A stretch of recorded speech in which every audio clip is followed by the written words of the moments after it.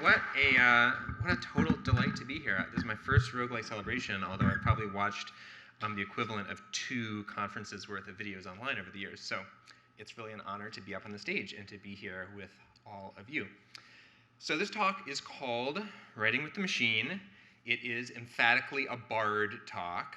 So thank you, Alexi, for that taxonomy. It's useful and fun. And this is going to be the how and why of generating text with tools like GPT-2. So if Everest Pipkin's talk was sort of the theory, the phronesis, the wisdom, this talk is going to be the practice, the craft, or the technique. So I'm Robin Sloan. Briefly, I am a fiction writer. That's how I pay my bills, which feels astonishing sometimes. I've written 2 books. One is called Mr. Penumbra's 24-Hour Bookstore. The other is called Sourdough. I'm working on a 3rd now, and the manuscript actually integrates text from the techniques that I'm going to show you.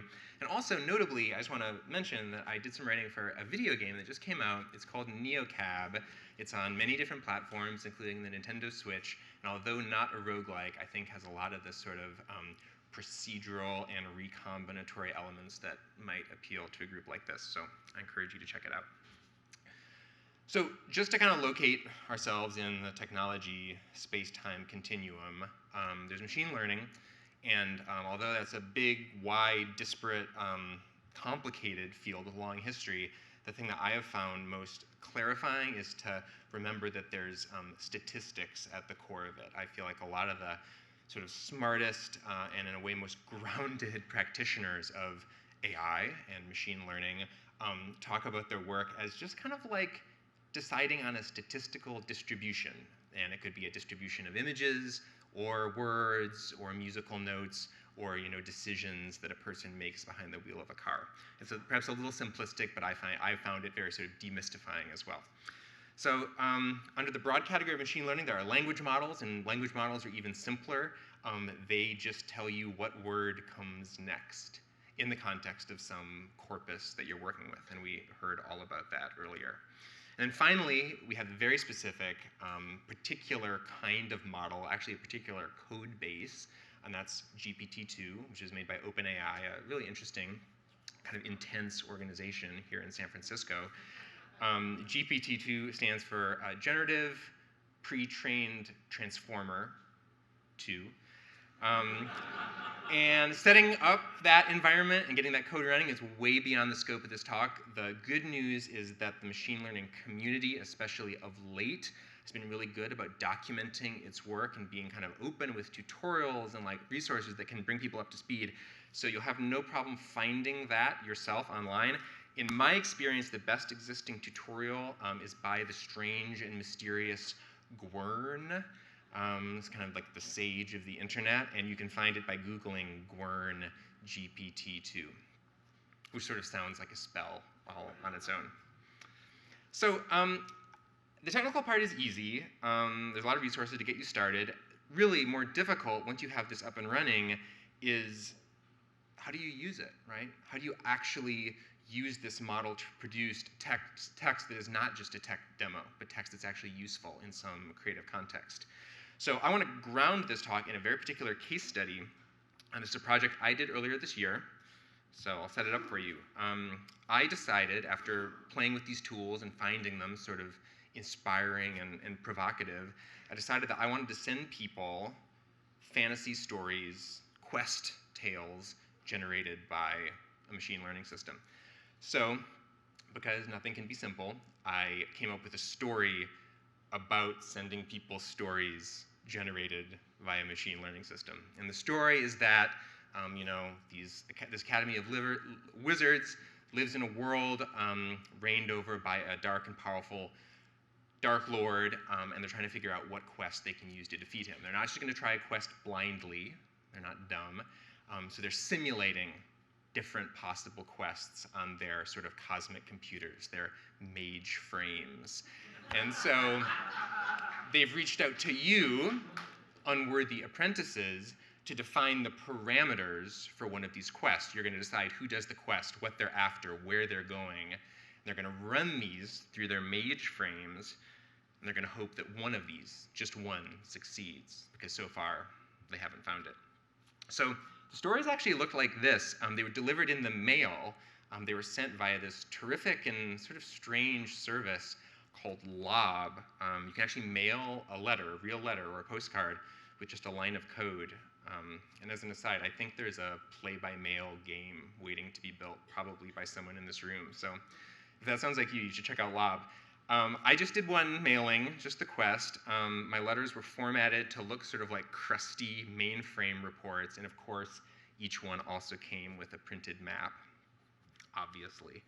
I generated and mailed about 1,000 of these stories total, and the inputs to each one came from a survey. So people paid 99 cents to fill out this survey and then get this generated quest narrative in the mail. The survey asked some really basic questions, right?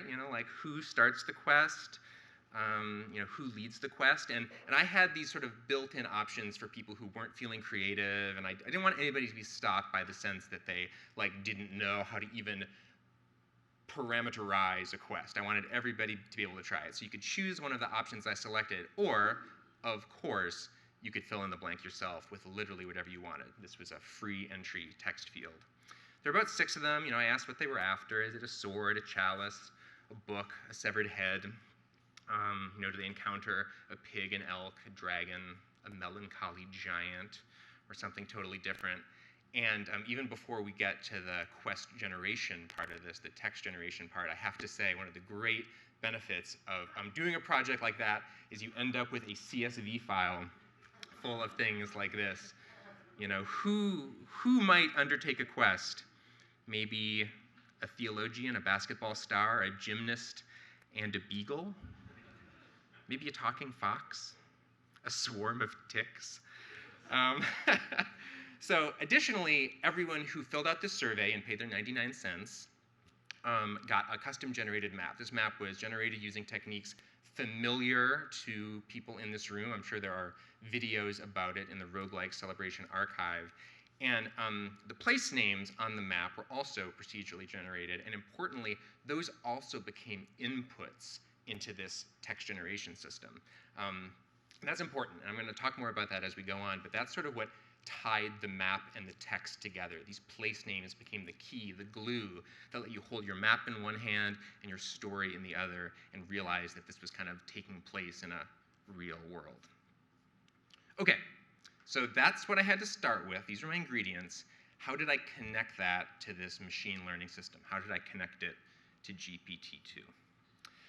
What I did, there's a lot of different ways you could approach this. I came up with this simple format for what I considered prompts for the system. And you can see it's just a really simple, almost like a stupidly simple domain-specific language. And part of each prompt obviously was just written by me. Everyone's first line had the words "began their quest in," but then there were these parts that the user or the soon-to-be reader filled in as well. So a pair of thieves, and that the city of Flybridge taken from the map, the name of the person who started the quest, what they were seeking, and on and on. Just as importantly, you can see after the bar in these prompts, I'm telling the system how many sentences I want. This turns out to be a key expressive control. Often in the demos of these systems online, or the way you can kind of get it set up on your machine, what you get is this sense of just turning on a spigot and almost being washed away, because of course it can just keep going and going and going. I knew from the jump that that's not what I wanted. I didn't want to just give it a seed and then have it write 2 pages of dense text. I wanted to be sort of guiding it at every turn, and I wanted to be asking for a specific amount of text. And this is where a lot of the sort of tuning came in. In some places I would just want 1 sentence, like, that's enough, we get the point, on to the next thing. And in other places I learned it was fun to kind of let it go and build up a little scene out of 2 or 3 sentences. The other thing that's important, and it's kind of a subtle thing if you haven't used systems before, is that I'm actually building up here. These are not independent questions. It's sort of, I'm not clearing the slate every time and starting with one of these prompts. Instead, I'm beginning with that first prompt. A pair of thieves began their quest in Flybridge, a city known for, okay, give me 3 sentences. We're going to see what those sentences look like in a moment. But then those sentences, they stay in the system. They sort of stay in its memory. It's not quite a memory, but sort of a sense of the world, and they influence what comes next. And then that goes in and influences what comes after that, and on and on. So by the time we get to the last prompt here, it's actually built up a state of the world And I'd say it's about a half and half mix of these prompts that I've provided and the text that it has generated itself. So here's my machine learning node in my lab in Berkeley. It's just a couple of sort of disgusting black boxes. It is on these boxes that I generated all these quests. And this was using a copy of GPT-2, which, as we heard, is pre-trained on this vast and sort of horrible corpus of internet text. Very importantly, crucially, I then fine-tuned that on a much smaller group of high fantasy novels that I gathered from various sources. Trained it on that for about a week. These are still kind of heavyweight, time-consuming processes. But by the time it finished, it had really, although that other stuff is still lurking in its sense of grammar and sentence construction and just the way English works, it had in many ways been overwritten by a sensibility that came from high fantasy, and it had learned very effectively to guess the next word in a fantastical sentence. So I'm going to read you one complete generated quest. But I should say that this is very, very important. Although I'm going to read you raw output from my quest generating system, this is not the same as raw output from GPT-2. To kind of put on my paladin helmet for a second, I guess, it's never responsible to pipe the output from one of these systems, certainly GPT-2, straight out into the world, into a player's face or a reader's face. There's a lot of weird stuff lurking in there. There's a lot of weird stuff lurking in fantasy novels, Like in this model, before I put my many layers of filters on, it would pipe things out that I would find anywhere from sort of mildly gross to legitimately horrifying. And I would have been truly horrified to put my name on it and send it out into the world or have it arrive in someone's mailbox. So this output is heavily filtered. There's a lot of different ways to approach that. There's, again, whole talks about sort of filtering the output of procedurally generated content. I took sort of a simple approach. The great strength of a system like GPT-2 is that it can generate lots and lots of text. Like, it just wants to generate more text all the time. So I adopted a really simple veto system. If it spit out a block of text that triggered any one of my many, many, many filters, I just said, you know what? Never mind. And I threw it away, and I asked it for something new. For me, it was easier and sort of cleaner than trying to go in and re-edit it or stitch something in and stitch something out. So I did that a lot. This is highly filtered. But after that filtering step, this is a quest from the mage frame. So, and I shall say, each section begins with the prompt in all caps. I just thought there was an interesting way to do it because it kind of showed the delineation between the call and response of human and machine. And so it was with this kind of formatting that they arrived in people's mailboxes. So, a pair of thieves began their quest in Flybridge, a city known for its prosperity. Their usual bar was a tight fit, and it seemed as if the two were always out late. The two were no strangers to the truth of the night. I promise I'm not going to pause and gape at every section, but I do want to say, just to start, the truth of the night. I mean, this is really interesting. It's weird. It's sort of a twist. It's not just a cliche. It has this sort of poetry to it. I feel like I know what it means, although that might just be me projecting myself into it. But of course, that's what all reading is, so of course.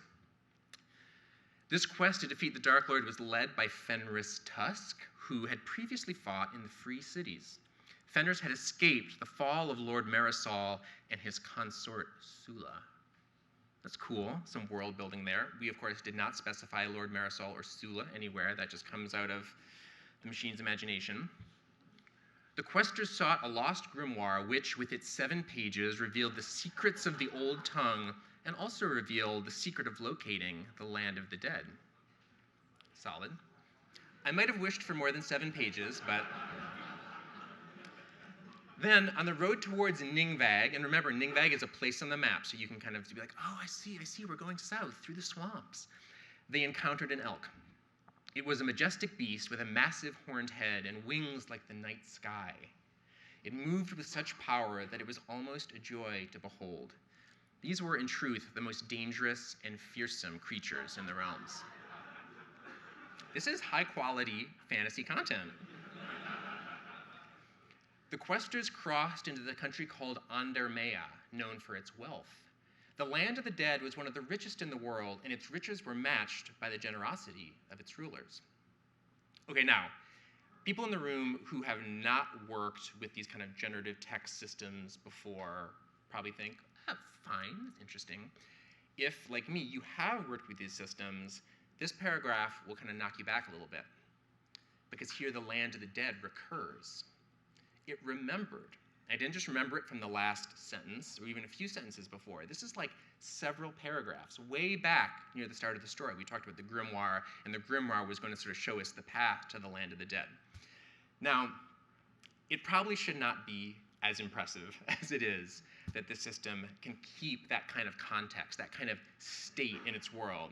But the truth is, this represents really the state of the art, the huge step forward that GPT-2 represents. No system before, at least none that I've ever used, has been able to do this. They've been able to write killer sentences, like really, really interesting, beautiful sentences, but then they keep going and they just lose the thread. And it basically sort of devolves into absurdist genre poetry, which has its place. GPT-2, and there's a whole host of its kind of cousins now, other models made by other organizations that use many of the same techniques. It keeps track. It remembers. There, in Throughwall, the Dark Lord found them. He sat in his snow-covered throne room in a tower which had not been there before. The floor was carpeted and the woodwork was intricate. I like it. I think that's a good scene. The Dark Lord cruelly and permanently wounded Fenris. Fenris awoke from the stunning loss of blood to see the elk gallop toward him. Again, it probably shouldn't be as impressive as it is, and I think in another year, certainly another few years, it won't be impressive anymore because we'll have moved far beyond it. But really the magic happened this year, this amazing step forward that allowed these systems to move beyond just language and into stories, or a sense of keeping track of the state of the world. Right now, it's at, I would say, the level of paragraphs, sort of long paragraphs, not even pages, definitely not all the twisty sort of phasing in and out interconnections that comprise a novel. But you can do a lot with paragraphs. Fenris Tusk's last thoughts were of defiance, but he was too weary to even speak them aloud. The earth had dried up, and the red sun hung in a smoky sky, revealing little. Spoiler alert, all of the quests end in defeat. There is no way that we found yet to defeat the Dark Lord. So that's the end. So, a few things. There's the output, but what did I learn kind of putting this together, and what did I learn from the process? So first of all, I hope I can convince you that it's good.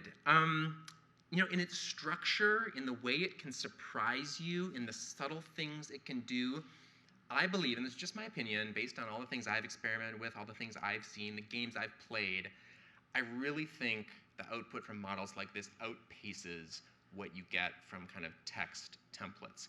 I know that templates can be really complicated. I know you can nest templates inside of templates, but even so, I think you always see the seams.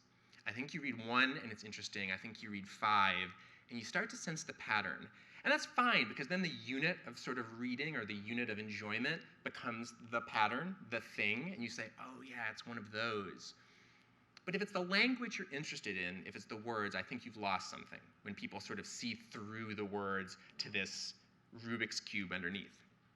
With GPT-2, you don't see through the words. I mean, it is a template, of course, like what else could it be? The difference is that it's a template like as large and diverse as the library, or maybe as the language. I don't need to tell the people in this room that text is an amazing rendering medium, right? It offloads so much of the work into the reader or the player's brain. And I think that that effect is multiplied when that text gets pinned to some kind of framework. So in my case, it was a map. I think maps work really great. Honestly, of course, I was committed to this kind of print layout and delivery, but this connection would have worked even better if this had been, say, an interactive experience where you've got this map in a browser tab and the words are actually appearing kind of in different places on the map. And maybe you're even getting those Indiana Jones-style arrows sort of swooping across this map. It'd be really, really cool. Same text, but the way of kind of pinning it somewhere and sort of saying like, yes, this does make sense, even if it doesn't always seem like it, is just a good trick. There's a lot of different ways you can do that. You could use a dramatis personae, you could use a family tree, a list of spells, a bestiary. I mean, the list goes on and on and on. I think that's rich territory for the sort of structural, systematic thinking that people in this room are so good at. One way I like to think of it, and this might be a little too sort of metaphorical, but I think once you have that framework, that other sort of systematic framework, I think that becomes sort of the rhythm section. And so the language generated by a system like GPT-2 can kind of soar and riff and go off in weird directions. Meanwhile, your framework, your map, say, is keeping the beat. It's going like boom, bap, the port, the mountain, the city, the road. And then meanwhile, GPT-2 is talking about elk with wings, the color of the night sky.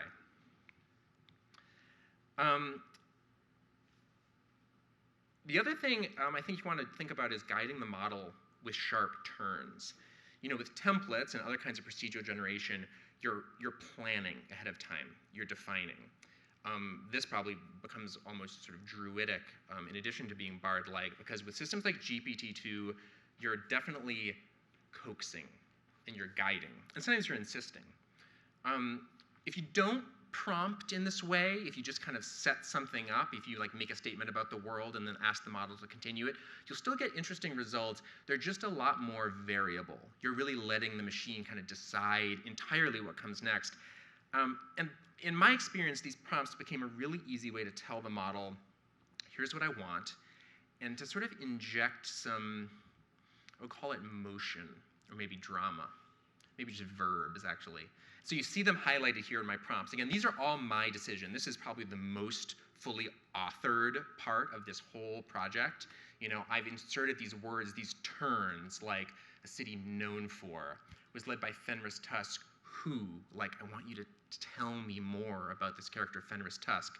The quester sought a lost grimoire, which, even things like, in the sort of third to last prompt, the Dark Lord cruelly. There's going to be a verb after that, some action, and I would like it to be a bad one. And I tried a bunch of different things, kind of configuring and authoring these prompts, and I found that these super simple little twists just really made a huge difference in kind of channeling the creative potential of the system towards something that I wanted. Now again, you get good results if you don't do it. One thing I noticed is that these kind of systems, it's not just GPT-2, it's precursors as well. They're very happy, perhaps happiest of all, to just describe things. I mean, they could just describe the grimoire all day. Describe it and re-describe it and just lovingly lay it out. And of course, you can use that to your advantage. Sometimes you want to just describe things. And if I was playing the role of a ranger and I was helping people understand how best to use this tool in really any kind of project or game, probably the first thing I would say is, this can be your description engine. So just for example, I ran a few of those prompts through my fantasy model just a bunch of times to get a whole host of descriptions.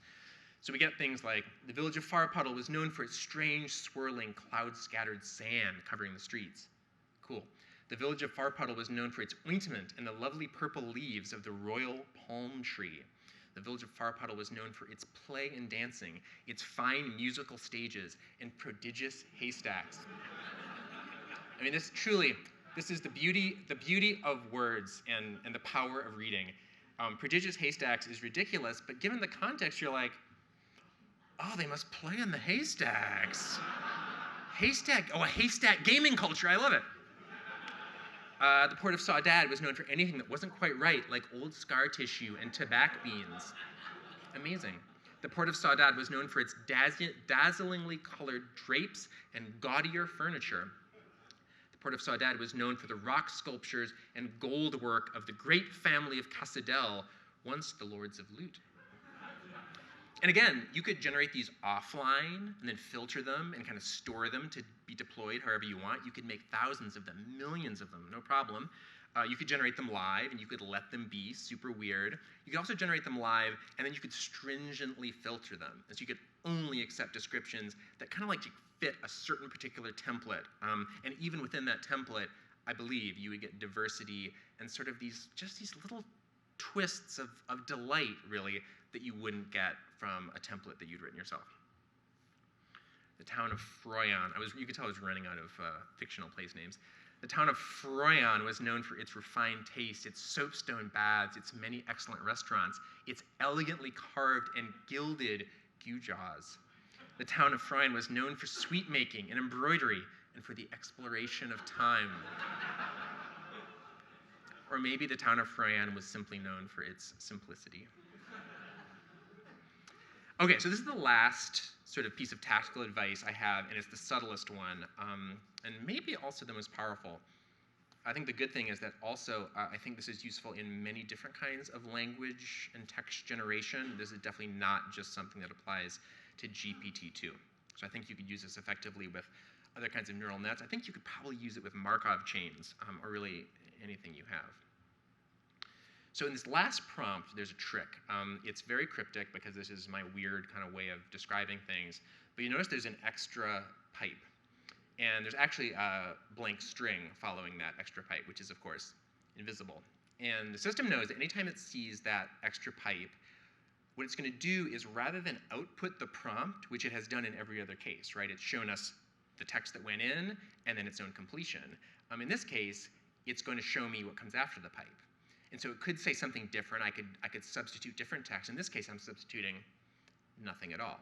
So I'm giving it a prompt, I'm asking it for a completion, and then I'm saying, keep that prompt to yourself. So again, here's the conclusion of our story, you might remember. Fenris Tusk's last thoughts were of defiance, but he was too weary to even speak them aloud. The earth had dried up, etc. Well, that's what the machine saw. After Fenris Tusk's last thoughts, I sort of whispered in its ear, I said, "Psst, just so you know, the world is quiet. What happens next?" It really is a whisper, it's a nudge. It's saying like, here's some extra guidance. I'm going to tell you the kind of scene that I'm interested in. So just again to run through some other examples, with that same prompt, you know, "Psst, the world was quiet." You might get something like, "Only the water and birds sang." Only the water. Like, yeah, the water did sing. The stillness, there's like that stillness in poetry there, but you wouldn't get it without kind of setting the stage first. Maybe get something like this. A few hundred miles beyond the dim city, the desert grew cold and empty, and the tumbled rocks and hollows and cressets of the land were all that held the people together.